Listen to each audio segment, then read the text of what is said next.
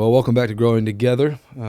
We have taken a few weeks off due to all some sorts of things, sickness and all the like. And so hopefully we can keep our coughs at bay as well today. But as always, I'm joined with Mike Farley. Hi, Mike. Hey, good to be back. Yeah, and Seems like it's been a while. it has been a minute.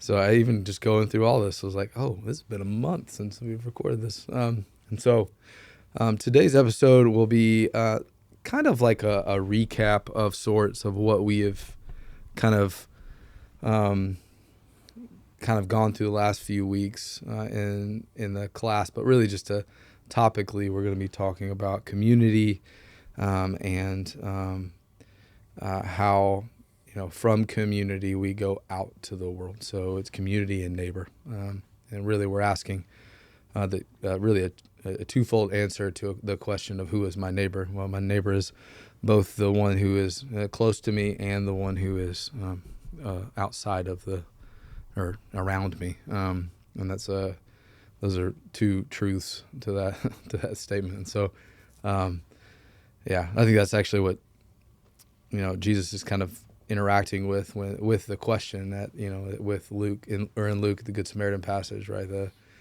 Pharisee goes, well, who is my neighbor then? And he's like, well, or the Pharisee wants to just stop at the community piece, just us, like the people who are like him.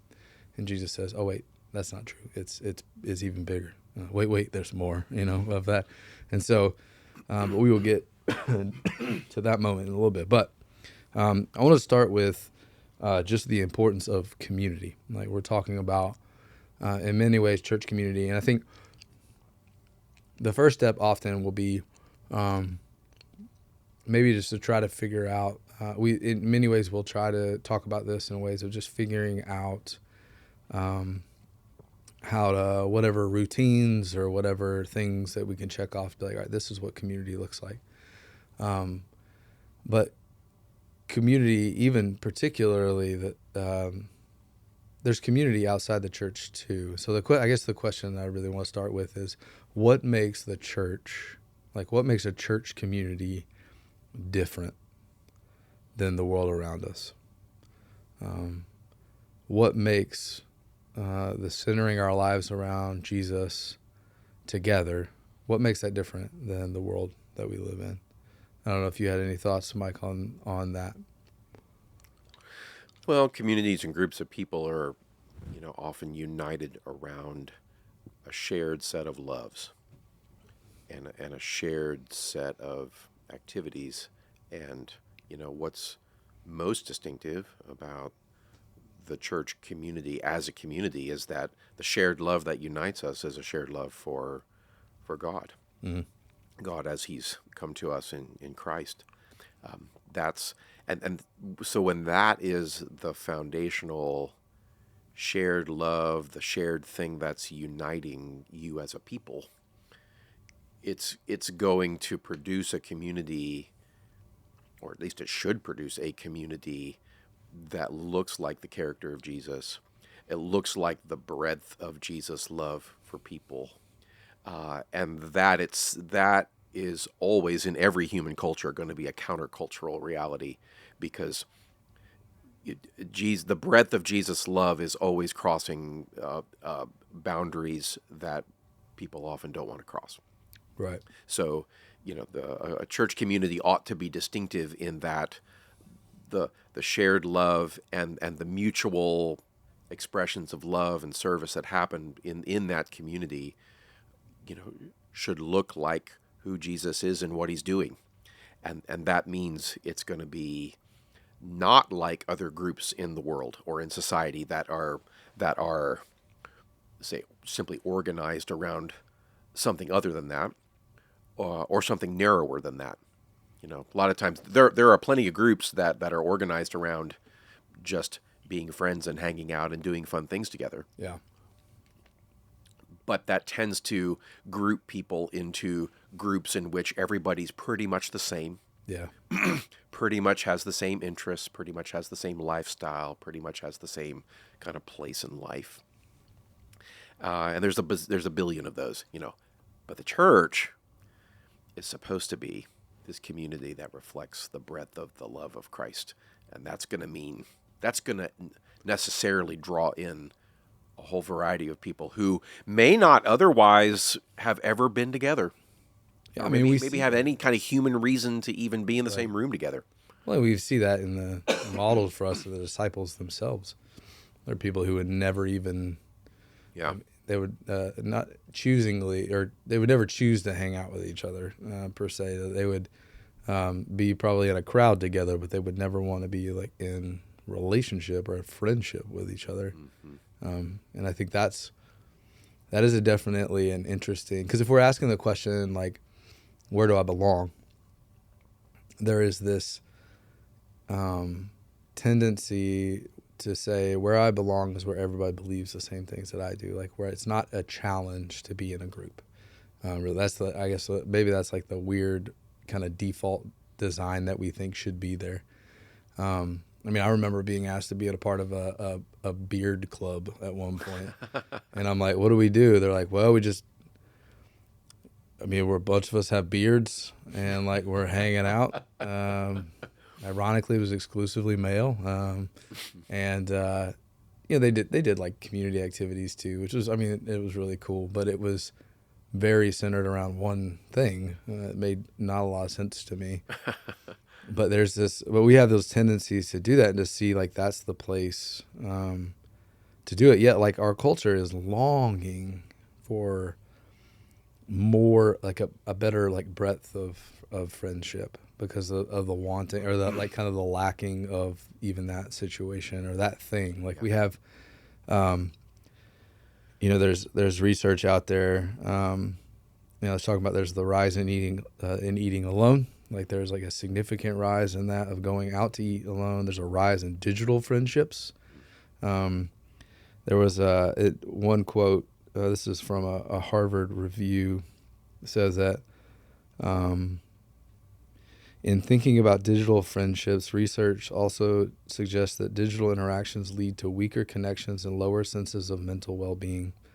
And a recent study of 13,000 adults over the age of 50 found that those who engage in face-to-face interactions at least once a week experience better physical and mental well-being. And neuroscience helps us understand even that it boosts oxytocin and hormones for stress relief and bonding and all the things. Like it should not shock us or surprise us that we were built and wired for people in community, built and wired for each other. And I wonder sometimes that we have created, we know that longing, but we know it's hard. And so we want to create whatever potential possibility to avoid the difficult parts of that. And we'll settle for like counterfeit or pseudo things in that regard. And I think that like, they talk about loneliness, and loneliness can be akin to smoking. Was like 15 cigarettes a day. It's as bad as being lonely is as bad as smoking like 15 cigarettes a day. And the social isolation and loneliness is the risk for premature death is 26% more and 29% more respectively. I mean, it's amazing. We have more scientific evidence that demonstrates our need for other people and our dependence on other people for our well-being. Yeah. And we're less inclined and seemingly less able to actually do it. Yeah. That's a weird paradox. Well, and I think that's what COVID shined a light on that pretty intensely. Like we, even for a guy like me who was like, all right, I could stay home for a little bit, whatever. It wasn't long before I'm like itching for some sort of interaction, even outside of my family. I'm just being like, where are my friends? What do I need to do? Like, I remember we were hanging out with people in our neighborhood that we had never seen, just because all of us are outside walking, because there was this longing mixed with this worry and this fear and this desire to not be alone. And I think we long for that. We long for friendship in its fullest. We've seen the breakdown of that within families. over like, the most strange differences. I mean, and some that matter, but like don't lead towards separation fully. Yeah, it's like there's always a perennial danger that our bonds with people in a group, whether it's a natural family or it's a group of friends or it's some interest group or whatever it is. There's always a danger that becomes those relationships become more important to us than God. Mm-hmm. But I think increasingly we're facing a situation in which people don't even have the most natural kinds of bonds with other people that humans have had throughout 99% of human history. Yeah. That somehow we've created a technological and economic world that sort of maximizes distance and maximizes disconnection. There's a sociologist named Robert Putnam who's built a whole career out of sort of documenting a lot of this. His famous book from almost 30 years ago, Bowling Alone, was documenting, how all these sort of civic clubs and groups like bowling leagues and, book clubs and all the kinds of other things that people used to do just to be together, learn things together, enjoy doing stuff together. All that's in decline, like across the entire society. So, in one sense, the decline of people participating in church is really just a small piece of this much larger phenomenon in which people are disconnecting seemingly from almost every kind of human group, almost every way in which human beings have been together. And tried to seek friendship, together. That's a catastrophe for a society, and especially a society that is as big and diverse as the United States. I mean, the United States is a huge experiment in a sense. Like, can you have a continent-sized country with, one of the most ethnically, racially diverse kinds of populations, in the world? Can you pull that off and still have unity? I mean, that's a larger social question. That's a big if. Yeah. It's a big experiment, and we don't seem to be going in the right direction in the sense, So we as the church find ourselves in the middle of this. Really, I mean, when you think about it historically, we're in this really weird, almost, I don't, the word unprecedented is often overused, but it doesn't feel like it's the wrong word in this situation. Like, given human history as a whole, we're in kind of an unprecedented thing because our technology and our wealth has opened up opportunities for us that human beings have never had. And surprise, surprise, we're not handling it real well. Shocker. Like, guess what?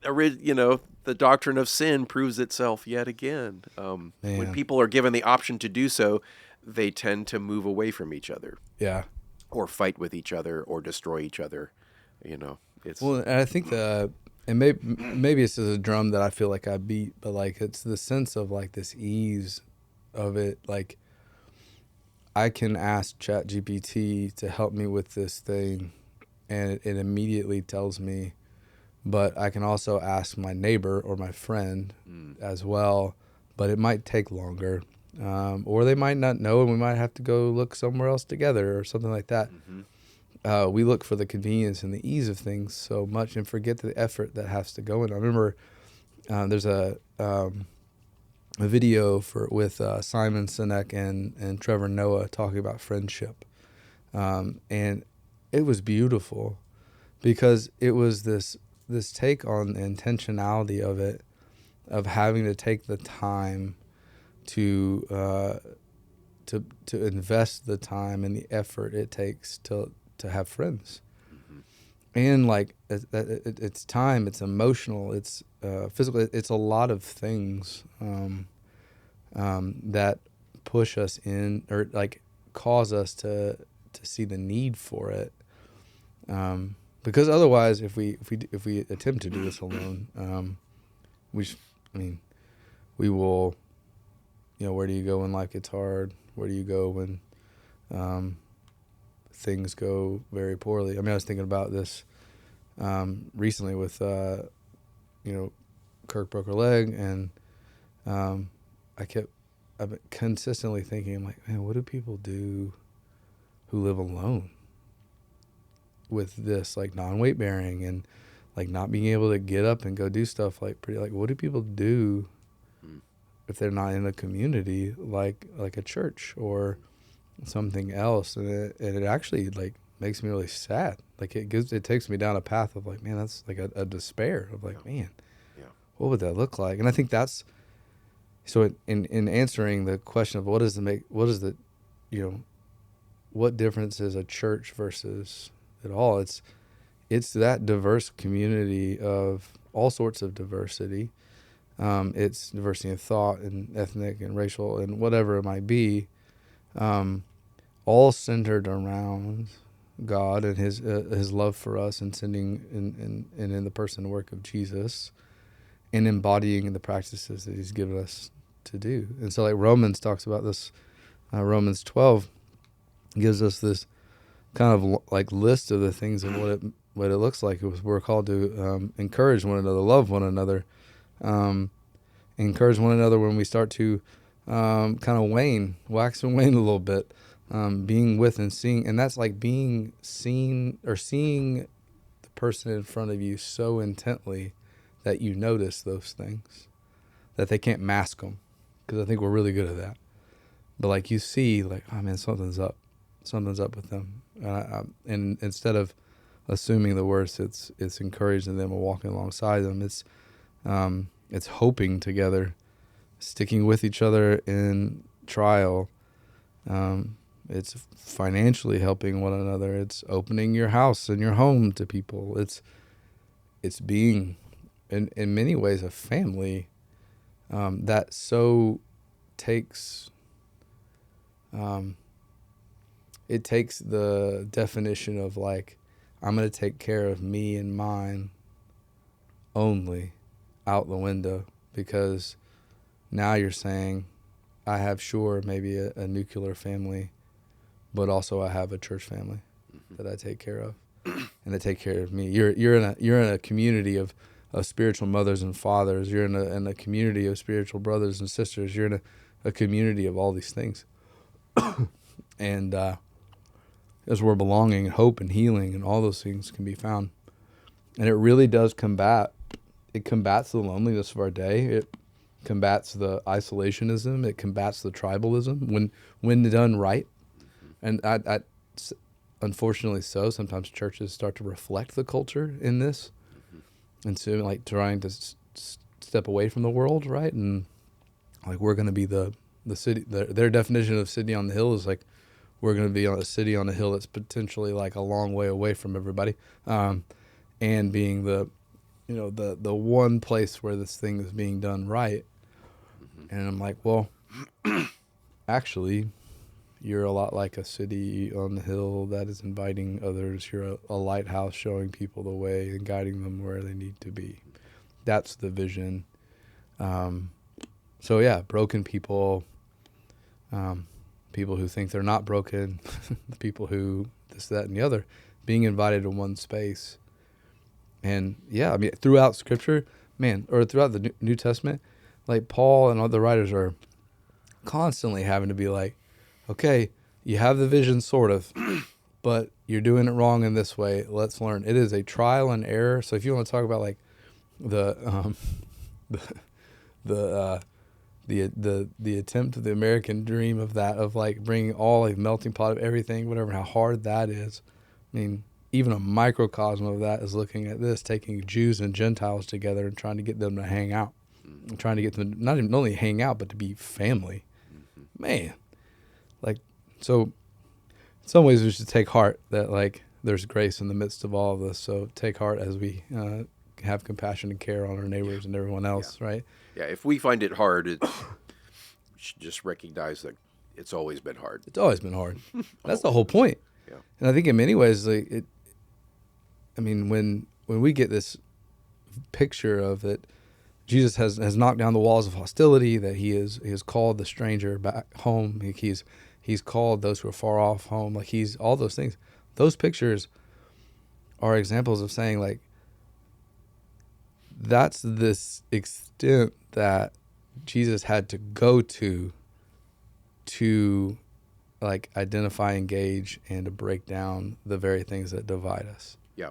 And then the difficulty of it, it, is happens because, of course, it's being driven by human sin, and the only the ideal of the community of the church that we see laid out for us in the Bible of how the people of God should live together and love one another. That is a picture of salvation in a broad sense. I mean, if we think of salvation in the broadest sense of all that God is doing to push back the effects of sin and death in the world, part of that saving work of God is not just saving us as individuals; it's reweaving all the broken threads of human relationships and society. It's renewing human relationships is a part of God's broader saving work. So what that implies is the only way this happens is by the grace of God. Right. Like the only way this happens is because God had to intervene in history and bring his own saving power and grace and love and mercy to bear with all of his supernatural, strength and resources. It's the only way this is possible. Right. There's no natural sociological dynamic that's just going to make the church be the church. Right. It is always a supernatural work that is always a kind of miracle. I mean, when the church really is the church in a way that reflects the character of Jesus, it's miraculous because it's a work of grace. That's the inbreaking of the love and the kingdom of God when you see that. And we need to think about it in those terms, because that actually keeps us properly oriented, not only to what we're all about, which is loving and following Christ together, but it keeps us appropriately humble, and it keeps our expectations in line, because we should expect this to be difficult. This should feel like walking uphill constantly because we're trying to live against the grain of our own sinfulness. We're trying to live against the grain of the way much of the world is organized to work. And yet, the beauty of it is that when we actually get a taste of it and experience it, it feels so deeply fulfilling because there's a deeper reality underneath our sin, which is that this is how we were actually designed to live.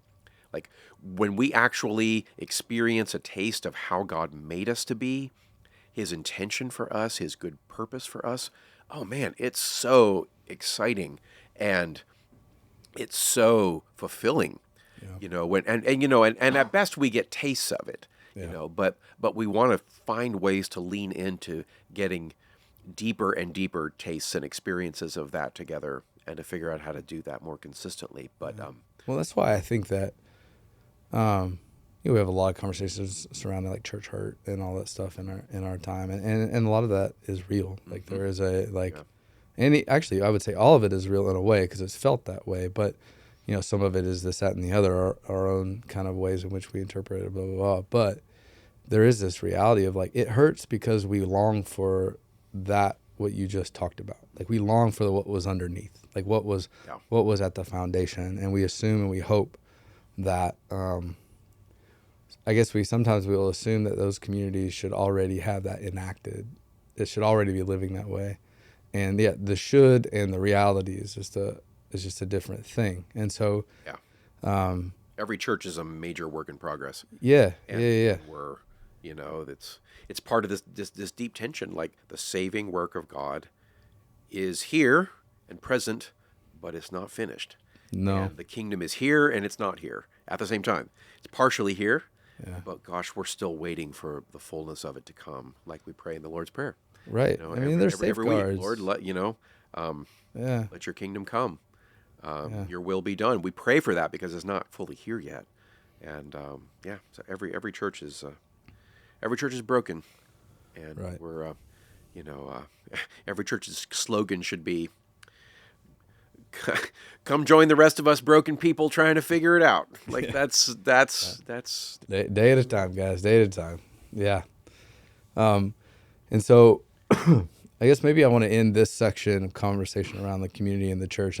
There's so much more to say, so much more to talk about of how, you know, like communities are interacting with one another. I think there's probably more to say about how these kind of vignettes of community look like in various ways, whether it be like mentorship or some sort of like walking alongside someone, or, how do you, disclose difficulty or hard situations to a friend and walking alongside each other. Those types of things are done in community. And so I think I want to close in saying, like, for churches, oftentimes programmatically we'll try to create community through these programmatic entities, and so, or these events and things like that, which is not wrong. It's not, it is what it is where we have it. And the goal of every event, or the goal of every program, is to spark more. Mm-hmm. The irony of a lot of programs, though, is it's the one-stop shop of a lot of it, which I think so hear from us as two pastors who do plan events and create programs, and we don't think they're wrong, but they are the start. They are the hope, the igniter for a passion for community beyond that. So if I could give you an image for that, it's like our prayer is always that every organized event or program or group or study or whatever we're doing at church, while it's important in its own right in what we're doing, we also always are hoping that it will be a catalyst for people to connect with each other, develop deeper bonds with each other, and to kind of hopefully what grows out of our programs and events and groups is a more organic kind of connection and friendship between people. Yeah, absolutely. Friendship's a word. Like, we exist to try to cultivate friendships with each other. Mm-hmm. Every Christian should have as one of their major life goals to have some set of trusted friends, within the community of the church. Like, It's just absolutely essential to life. So we have to think of participating in a church in those terms. Yes, I'm here to participate in the church's programs and events, from corporate worship on down. All that's important, but part of the reason is we should be seeking actual relationships in which we have actual friends. Even if it's just one or two. We need this. A church is a place where we should be cultivating friendship and seeking it. And looking to offer it, to other people. Because all those programs are forming us into enacting our faith, or faith in action. Like, the worship service in and of itself is not just the end all be all or whatever. It actually is this whether it be refuge and restoration, and also encouragement and admonishment and challenge, and all those things to go out and be who we're called to be in the world, and then to come back and do it again. Like, it's this place of renewal, restoration, to be sent out, gather to scatter kind of stuff, right? Mm-hmm. But that's not the only event. Like, that could be true for anything else. Like, if it's, Jesus himself had, we had all of these followers. He was the rabbi to all of these, and us to too. But like, the rabbi to a bunch of group of people, and then it just kind of went down even more to like 72 to 12 to 3 to like that kind of thing. Is there is a reality that there's a necessity for a deeper, more intentional, and attentive relationships with each other. Yeah. So whether it be a one-on-one friend that you're like, man, this is everything, or if it's 3, or if it's 4, or if it's this, like, this is why we have things like community groups, and we want you to live life with one another. It's super important for you to do that. However, if it's, it's age and staged, or if it's, multi-generational, or if it's whatever it might be, living life together is important in that. And we also have the growth group model as well, where we're like, we want you to have intentional, like, places for you to grow together, to like walk deeply through who you want to be in light of like a growth plan, or like how do you want to grow in these various ways, and just to know each other more deeply, to be known, and it not be like, feel like you're opening up for 72 people, right? Like, which is impossible. Yeah. Yeah. If I could think of an image, like if you look at a church, it's like a plant, that above the ground you're going to see the stem and the flower, you know, and in a church to follow the metaphor, in a church there are things when you look at a church as an organization, the stuff that's above ground is the stuff that you can see on a calendar, Yeah.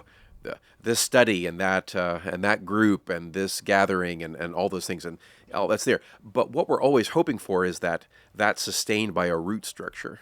Yeah. What's below the surface is we hope this kind of growing kind of network of connection and friendship between people that isn't something we can plan and structure in a way. It just has to grow Right. as people learn to love one another, in friendship in ways that people have to pursue together. So we need both. We need the above ground stuff, but we need that root structure, that growing connection with each other to really make a church community be the kind of family. We often use family language around here, which is good, but the way we're going to be a family is when we have those kind of organic connections, and we're looking to seek those out and to offer those to other people. Right. Yeah. So I think that if you are listening to this and you are a member or a attender at Central Presbyterian Church, we're glad you're listening, and we're going to encourage you. If you have any questions or you want to get engaged into the life of the community here at Central, please reach out to us. Please find a way. There are ways to do that. There are people to be connected to and all this stuff. If you are listening to this and you are not in St. Louis and you're not at Central and all of those things, you could probably reach out to us too, and we could help you find a way to get connected to churches in your area. But find a church that wants to seek that. Find people, find like-minded Christians, not Christians just to do the peripheral stuff the same, but like-minded in the sense of following Jesus in the directions that he calls us to be in. That's the goal. And those people that might be in your, close set group may not even be the people you thought you would be hanging out with for, it may not be the people you thought that you hung out with in high school, right? High school was very specific usually in hangouts, right?